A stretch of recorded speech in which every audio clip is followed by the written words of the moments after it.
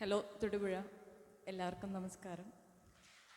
Thank you so much. ഒരുപാട് ആൾക്കാർ എപ്പോഴും ശ്യാമളയെക്കുറിച്ച് എന്നോട് സംസാരിക്കും. പക്ഷെ ഇപ്പോൾ കുറച്ച് നേരത്തെ എനിക്ക് ആ സീൻ കണ്ടപ്പോൾ പിന്നെയും ഭയങ്കര റീവിസിറ്റ് ആയിപ്പോയി അത്. പിന്നെ ഈ സോങ്ങും കുറേ ആയി ഈ സോങ് ഞാൻ കേട്ടിട്ട്. So thank you so much. Thank you ചേച്ചി.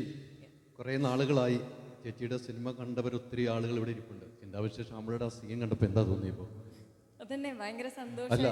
അവിടെ ഇരുന്ന് ചിരിക്കുന്നതൊക്കെ കണ്ടേ? അതെ, എനിക്ക് പഴയ ഓർമ്മയെല്ലാം വന്നു. അതാണ് ഞാൻ ഈ പറയുന്നത്. പാട്ട് എങ്ങനെ ഉണ്ടായിരുന്നു? വീണ്ടും വേറൊരു യാത്ര. കുറേ ആയി ഈ പാട്ട് കേട്ടിട്ട്. അറ്റ്ലീസ്റ്റ് ഇതെങ്കിലും നമ്മൾ ഇങ്ങനെ തിരിച്ച് കാണാറുണ്ട്. അത് പാട്ട് കേട്ട് കുറേ ആയി. പാട്ട് കേട്ട് കുറേ. Thank you so much. Anand ശ്രീബാലയിലേക്ക് പോയി കഴിഞ്ഞാൽ ഇതിന്റെ കഥാപാത്രവും ഈ ഇതിലേക്ക് എത്താനുള്ള ഒരു വഴിയും. അതെ, ഞാൻ കുറേ കാലമായിട്ട് നിറയെ പടങ്ങൾ എനിക്ക് ചെയ്യാൻ പറ്റിയില്ല. പക്ഷേ ഈ പടം ഈ ടൈറ്റിൽ റോളായിരുന്നു. പിന്നെ അതിൽ എൻ്റെ പ്രസൻസ് വളരെ ഡിഫറെൻ്റ് ആണ്. എല്ലാം ഇഷ്ടപ്പെട്ടു. പക്ഷേ ഇത് നല്ലൊരു എൻ്റർടൈൻമെൻറ്റ് മൂവിയാണ്. എല്ലാം ഓക്കെ. ഇതെല്ലാം അല്ലാതെ ഈ പടത്തിലൊരു ജെന്യൂനിറ്റി ഫീൽ ചെയ്തു ഞാൻ.